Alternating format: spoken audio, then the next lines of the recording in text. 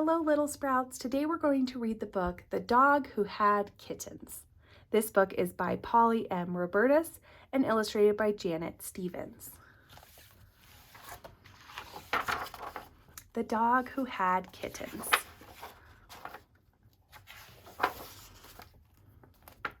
Baxter the Basset Hound was in his backyard enjoying the smells of spring. Suddenly he heard a fuss. "Eloise!" the boy was shouting. "Everyone come look at Eloise!" Baxter trotted towards the side of the garage. He got there just as the boy's parents did. He had to push his head between all the legs to see what was going on. There, laying on her side in the box, was Eloise. When she saw Baxter, she bristled her fur and hissed. Baxter just had time to see the squirming little bodies attached to her belly before the boy led him away to the oak tree. "You'd better stay here for a while," said the boy.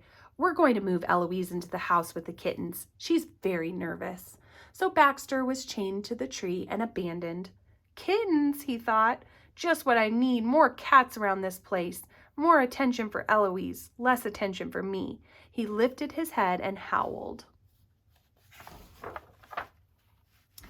Hours went by. No one even looked at him. It was almost dinner time when, to his surprise, Eloise herself came towards him from the house. "Congratulations," he said as sincerely as he could. Eloise was licking a paw. "Marvelous, aren't they?" she purred. "How many?" "7. 3 of them look like me." "Gorgeous." Baxter slumped down in the grass. 7 kittens? This is worse than he had imagined. "That's nice," he said miserably. "How long am I going to be an outcast then?"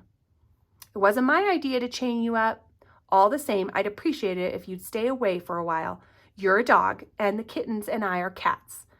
I know you are a very good fellow, but I must warn you, don't come near my kittens." And she stalked off towards the house.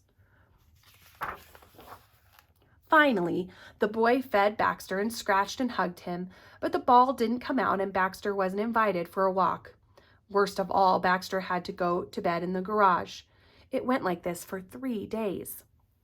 Baxter was allowed in the house, but not in the laundry room where the kittens lay in a large box.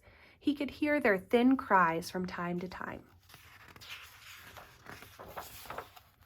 One day, the family left the house, but didn't quite shut the laundry room door. Baxter nosed it open and pushed inside. He could hear the kittens crying. Eloise was nowhere in sight. Baxter hung his head over the side of the box and had a good look. Suddenly, he didn't feel a bit jealous. They were so tiny, he thought.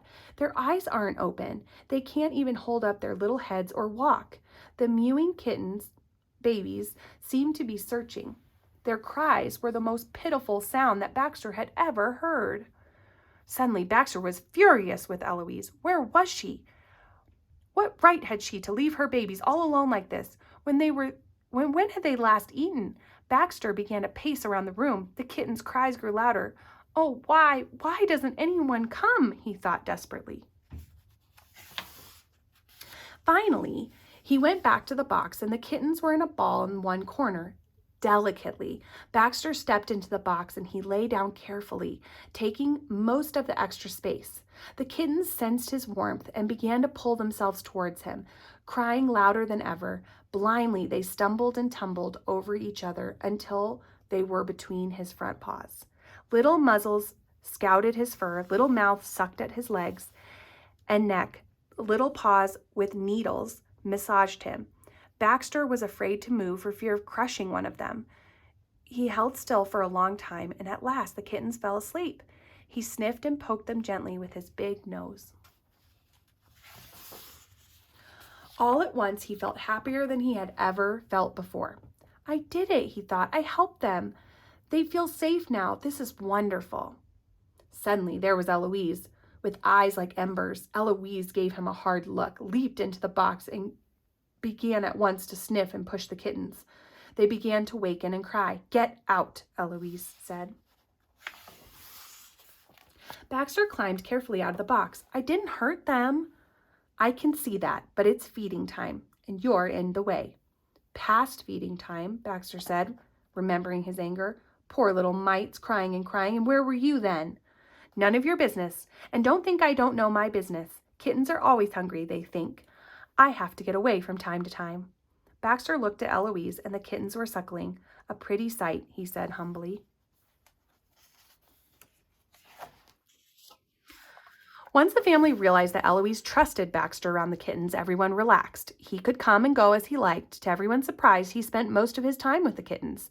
Since Eloise only came around to feed and wash her babies, it was Baxter who really took care of them. The kittens seemed to think of his nose, tail, and especially his long dangling ears as a kitten playground. Baxter was with the kittens when they opened their eyes and when they began to walk, and when they first learned to climb out of the box, he nearly went crazy trying to keep track of all of them. He'd forgotten about his old life until one day when the kittens were several weeks old, the boy came downstairs whistling and tossing a ball. "Come on, Baxter, let's go out to the field," he called. Baxter, suddenly remembering old times, ran outside and trotted happily alongside the bicycle. They played fetch, and they went into the woods nearby. Baxter dug up the rotting catcher's mitt, and to his joy, the boy let him keep it. When Baxter got home, he lay down and gave his mitt a thorough chew. Out of the corner of his eye, he saw Eloise vanishing through the cat door, and suddenly he remembered the kittens. Baxter raced into the house, nosed open the door, skidded across the kitchen linoleum into the laundry room. The box was empty. Sniffing, Baxter searched for the kittens, but he couldn't find a single one. Neither could he hear them. Oh, where could they be? He sat down and howled. Eloise and the boy appeared. "They're gone, of course," Eloise said. "Gone? Where? Where could they have gone? I leave them for one day and they vanish," said Baxter. "You don't need us. They don't need us anymore," said Eloise. "They've got homes of their own now, where they've gone to be cats like me. Goodness, didn't you notice how big they were getting?" Baxter could hardly eat his food that night. He lay at the boy's feet after dinner, and when the family went to bed, he tried to sleep, but he felt too lonely. Finally, he got up and went into the laundry room where the box was full of moonlight. He snuggled up in it, comforted by the kitten smell. He was still feeling too sad to sleep when a soft thud, Eloise, landed next to him and curled up by his head. "It occurs to me I never did thank you for all your help," she said. "You're welcome. I enjoyed every minute of it," he sniffed. Eloise began absently to lick his ear. "Well," she said, "I have to admit it's strange without them. It's good to know I might have more kittens someday. Anyway, I'm glad you're still here." "Oh, Eloise, really?" Baxter sighed happily. He fell asleep at last while Eloise licked and licked his ear, just as though it were a kitten. I hope you enjoyed this adorable story about Baxter and Eloise and the kittens. Have a great day, little sprouts.